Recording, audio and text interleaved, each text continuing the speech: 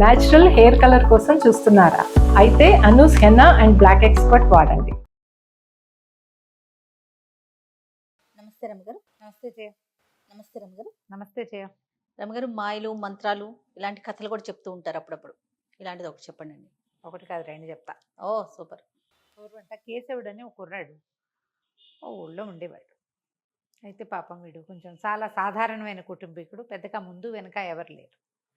ఏదైనా వ్యాపార ఊళ్ళోకి వెళ్ళి ఏమైనా సంపాదించుకుంటామని వాళ్ళ ఊరు నుంచి ఒక నౌక, వాళ్ళ దగ్గర ఊళ్ళో ఉన్న ఒక ఓడరేవు నుంచి ఒక నౌక బయలుదేరుతుంటే ఆ నౌక ఎక్కాడు. వీడు కొంచెం టెంపరీ వాడు. ఇప్పుడు ఒంటరి వాళ్ళు అనుకో ఏం చేస్తారు, వాళ్ళు ఆ ఊళ్ళోనే ఏదైనా చూసుకుంటారు. ఎక్కడికో వెళ్ళిపోయి సంపాదించుకురావాలన్న ఊహ ఉందంటే వాడు సాహసి కదా, అంతేగా. ఎంతో కొంత ఉత్సాహం ఉంది వాడికి. ఈ ఉత్సాహి అయిన కేశవుడు ఏం చేశాడంటే ఆ పడవ ఎక్కి వెళ్ళాడు, ఆ ఓడ ఎక్కి. ఓడ కొంత మేర వెళ్ళిన తర్వాత కొన్ని రోజులు గడిచాక వీడికి కొంచెం ఆశ పుట్టింది, మనం సంపాదించుకోవచ్చు అది అని. ఆ ఓడ కాస్త ఏదో అది కొండకి తగిలి పగిలిపోతే జనమంతా ఎట్లో పడిపోయారు ఈ సముద్రాన్ని. కొంతమందికి చిన్న చిన్న పడవలు దొరికినాయి, ఎటు వెళ్ళిపోయారు. వీడికి ఒక చిన్న కొయ్య పలక దొరికింది, వీడు ఒక దీవిలో పడిపోయాడు. కొయ్య పలక ఎటు తీసుకుపోతే అటు తీసుకెళ్ళి వెళ్ళిపోయాడు అంతే. వాడు అది పట్టుకుని అలా ఉండిపోయాడు. కొయ్య పలక కొట్టుకుపోతూ ఉంది. ఆ కొట్టుకుపోయి ఒక దీవి లాంటి ప్రాంతానికి చేరాడు. చేరిన తర్వాత వీడికి ఏమర్థమైంది, ఎవ్వరూ చేరల తన దప్ప. ఆకలి దహించుకుపోతోంది. ఆ సముద్రపు నీళ్ళు ఎందుకు తాగడానికి పనికిరావు. అయితే వీడు గమనించింది ఏంటంటే ఆ మొత్తం దీవి నిండా మా కొబ్బరి చెట్లు ఉన్నాయి, మనుష్య సంచారం ఏమీ లేదు. సరే ఓపిక వచ్చేదాకా అట్టా నేల మీద పడుంటే సరే ఏం చేద్దాం, కొబ్బరి చెట్టు అయినా ఎక్కితే ఉప్పు నీళ్ళు తాగడానికి పనికిరావు, కొబ్బరి నీళ్ళు పనికొస్తాయి హాయిగా. ఆ కొబ్బరి తినచ్చు, 2 కాయలు నీళ్లు తాగితే ఓపిక వస్తుంది. సాల్ట్ లాస్ అయిపోయి ఉంటాడు కదా ఇంత ప్రయాణంలో. సరే వీడు ఏం చేశాడు, ఒక చెట్టు ఎక్కాడు. కొబ్బరి చెట్టు ఎక్కి ఒక కొబ్బరికాయ కోసే లోపల వాడికి దూరంగా ఏదో గుయ్యమని సప్పుడు వినిపిస్తుంది. తీరా చూస్తుంది కదా, ఆ చూస్తూ ఉంటే అటు నుంచి ఒక పంది గాల్లో ఎగురుకుంటూ వస్తుంది. దానికి రెక్కలు లేవు కానీ ఎగురు వస్తుంది. భయం వేసేసింది. ఆ కొబ్బరి మట్టలను కావటేసుకుని అక్కడే ఉండిపోయాడు. తీరా చూస్తే పంది కొంచెం ఎత్తైన ప్రదేశానికి ఒక చోటకి చేరింది. ఆ రెక్కలు లేని పంది అక్కడికి రాగానే హాయిగా కాళ్ళు బారజాపి పడుకుంది. అది నీడగా ఉంది, ఇసుక ఉంది, ఆ గట్టు మీద చల్లగా ఉంది, కాళ్ళు చాపి పడుకుంటుంది పంది, హాయిగా నిద్రపోయింది. వీడు అదేమిటో తెలియలే వాడికి.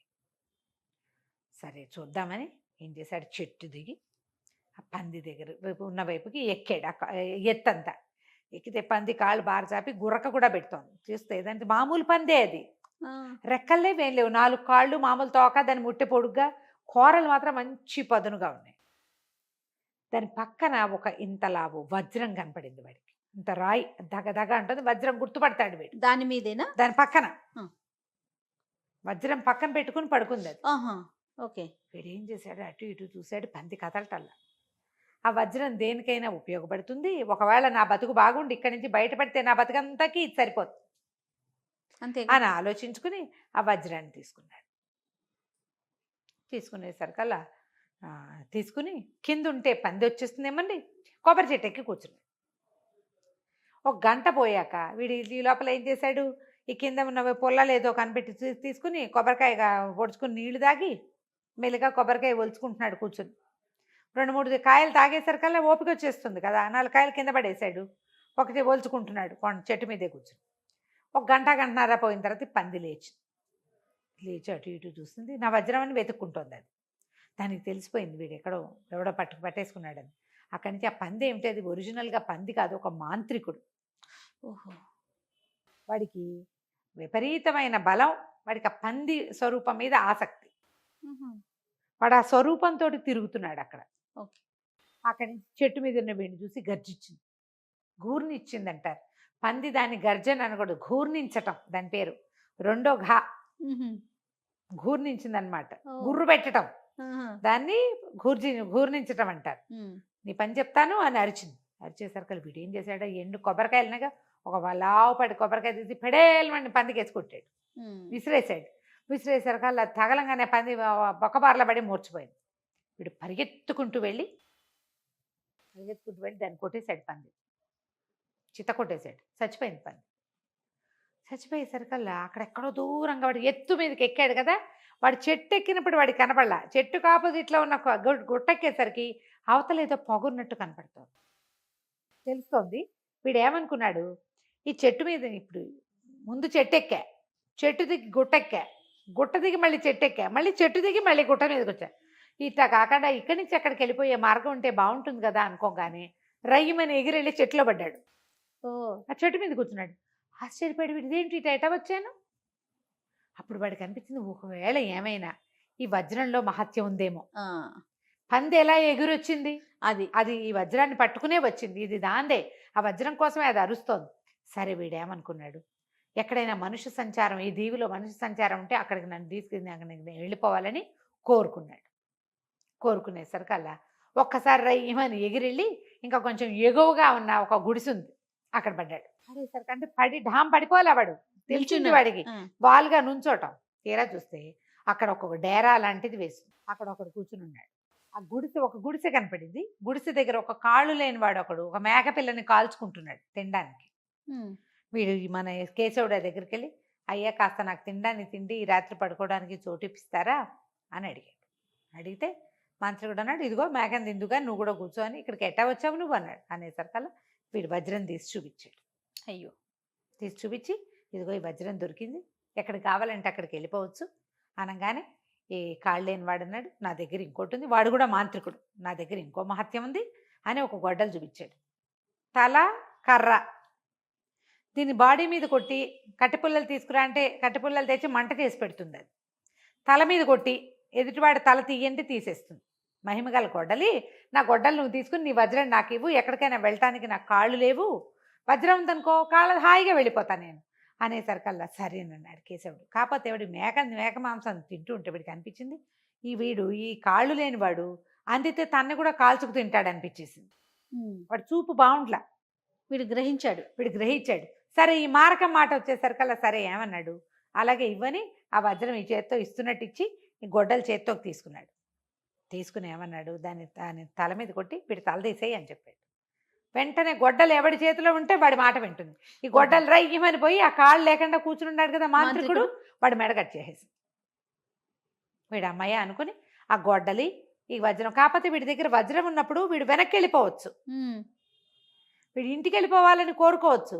కాకపోతే వాడికి ఆశ ఏంటంటే మనకు వజ్రం దొరికిందంటే ఇంకేమైనా దొరుకుతుందేమోనని ఉన్నాడు ఇక్కడ. ఓహో ఆ వజ్రం గొడ్డలు పుచ్చుకుని నడిచాడు. ఇంకా అవతల నడుస్తుంటే దూరంగా పొగ కనపడింది, అక్కడికి వెళ్ళాలని కోరుకున్నాడు. అక్కడికి వెళ్ళేసరికల్లా ఒకడు చేతులు లేని వాడు ఒకడున్నాడు అక్కడ. వాడు డేరా వేసుకుని ఉన్నాడు, కాళ్ళు చాపుకొని కూర్చున్నాడు, వాడికి చేతులు లేవు, ఇక్కడి నుంచి లేదు. ఉమ్, అయితే వీడు దగ్గరకు వస్తుంటే కేశవుడు కొంచెం దూరంగా దిగాడు, 4 అడుగులు వేసి నడిచేసరికల్లా వాడి దగ్గర ఒక ఇంత పాత్ర ఉంది గట్టు మీద, పాత్రలో అన్ని పాలు ఉన్నాయి. ఆ పాత్రని ఇట్లా గడ్డ పెట్టి తోసాడు.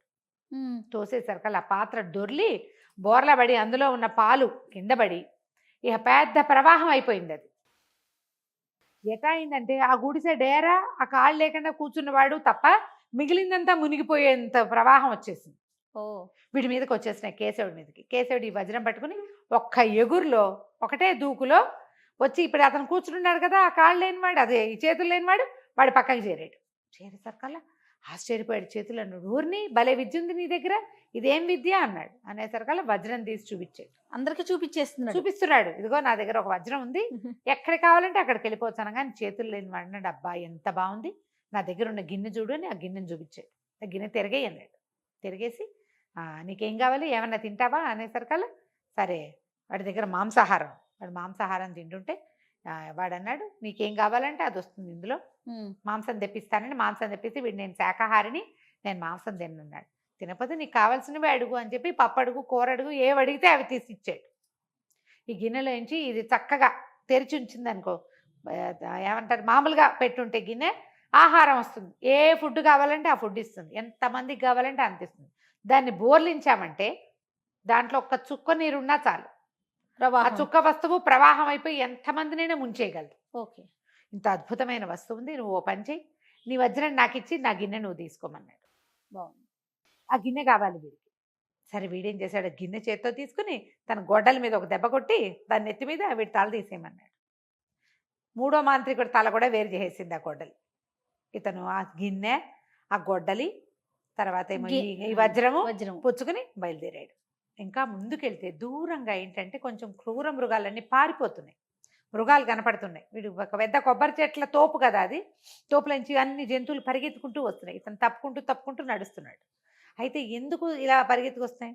ఒక చిన్న డమ్ము డమ్ము డమ్ము డమ్ము అని ఒక డప్పు చప్పుడు వినపడుతోంది, డోల్ చప్పుడు. ఆ డోల్ చప్పుడు వల్లే ఈ జంతువులన్నీ పారిపోతున్నాయి. ఆ డోల్ చప్పుడుని అనుసరించి తను వెళ్లాల్సిన మార్గం చూసుకుని ఆ డోల్ ఎక్కడి నుంచి మోగుతుందో అక్కడే తీసుకెళ్ళమని చెప్పాడు వజ్రానికి. అక్కడికి వెళ్తే అక్కడ ఒక పెద్ద మహాకాయుడు ఒకడు కూర్చుని ఉన్నాడు. వాడి దగ్గర డోలు.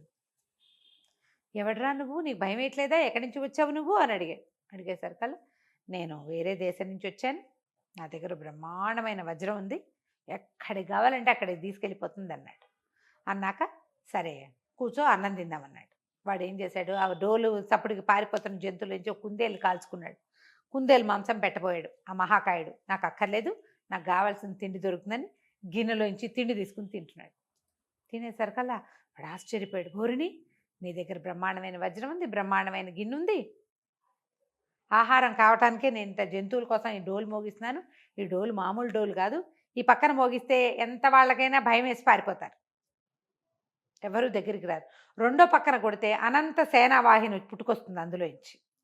ఈ డోలు నేను ఎన్నేళ్ళో సాధన చేసి దీన్ని సంపాదించాను, కానీ ఇది నాకు తిండి సంపాదించట్లా, నేనే కష్టపడాల్సి వస్తుంది. ఆ గిన్నె నాకు ఇచ్చేసి ఈ డోలు తీసుకో, నాకు అయిపోయింది, ఇక నా వల్ల కాదు అవన్నీ చేయటం, గిన్నె ఇచ్చేయమన్నాడు. అనేసరికి వీడేం చేశాడు, గిన్నె ఇస్తున్నట్టే ఇచ్చి ఆ డోలు తీసుకుని గొడ్డలు తల మీద కొట్టి వీడి మహాకాయుడు తల తీసేయమన్నాడు. మహాకాయుడు తల కూడా తీయబడింది. వీడు తనకు లభించిన వస్తువులన్నీ చూసుకుని వీటితో నేను హాయిగా ఉండొచ్చని భావించి సరే సమీపంలో ఒక మంచి నగరం ఏదైనా ఉంటే అక్కడికి తీసుకెళ్ళమన్నాడు. ఆ నగరానికి చేరిపెట్టి తన వస్తువులన్నీ దాచిపెట్టుకున్నాడు. వాటిని ఏమి కదపకుండా ఉంచుకున్నాడు. అయితే ఆ ఊళ్ళో ఏంటంటే ఆ రాజు మంచివాడు కాదు, తన ప్రజల్నే పీడిచ్చేవాడు. మామూలుగా ఏం చేస్తారు, ప్రజల్ని బాగా చూసుకుని చుట్టుపక్కల ఊళ్ళ మీద పడతారు రాజులు. వీడు అట్లా కాదు, తన ప్రజల్నే కాల్చుకు తినేస్తూ ఉంటాడు. ప్రజలంతా చాలా ఇబ్బంది పడుతూ ఉంటారు. ఊళ్ళోకి ఎవడైనా కొత్తవాడు వస్తే వాడి దగ్గర ఉన్న వస్తువులన్నీ సైనికులు ఓడలాక్కుని రాజుగారికి అప్పచెప్తారు. ఓహో, గందరగోళంగా ఉందన్నమాట.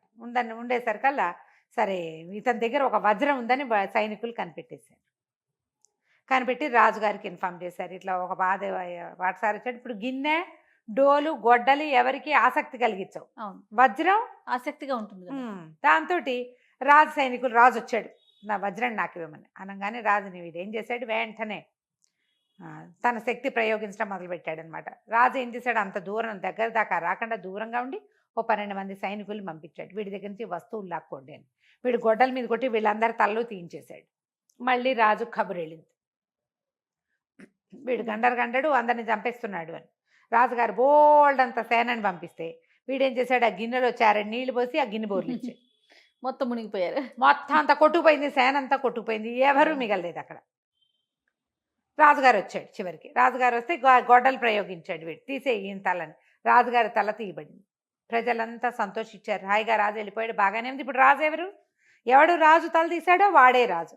కాకపోతే వీడిని తీసుకెళ్ళి ఆందోళనకాలు పల్లకి ఎక్కించి తీసుకుపోయారు. కానీ మనకు సైన్యం లేదండి, సైన్యం అంతా మీరు సృష్టించిన దాంట్లో కొట్టుకుపోయింది, ఇప్పుడు మనకు సైన్యం ఎలాగా అనేసరికలు ఇతను ఏమన్నాడంటే దానికి ఏం భయం లేదని ఆ డోలుకి రెండో పక్కన కొడితే 1,00,000 మంది సైన్యం వచ్చారు. వీళ్ళే మన సైన్యం, వీళ్ళ తిండికి కూడా మనకు వచ్చిన ఇబ్బంది ఏమీ లేదని తన పాత్ర అన్నీ దాచిపెట్టుకుని తన వజ్రాన్ని తనే లోపల పెట్టేసుకుని ఆ దేశానికి రాజుగా ఉండటం మొదలుపెట్టాడు. ఎప్పుడు కావాలంటే అప్పుడు తిండి ఇవ్వగలిగేవాడు, ఎక్కడికి కావాలంటే అక్కడికి వెళ్ళిపోగలిగేవాడు. ప్రమాదం వస్తే ఎంత ఎవరినైనా సరే తప్పించగలిగిన వాడు ఉన్నప్పుడు రాజుగా ఇంకా బాధ ఏముంది. కేశవుడిని ఆ నగరానికి రాజుని చేసుకుని ప్రజలంతా హాయిగా ఉన్నారు. కథ కంచికి మనం ఇంటికి. చాలా విచిత్రంగా ఉంది రమ్మగారు. నమస్తే అండి. నమస్తే.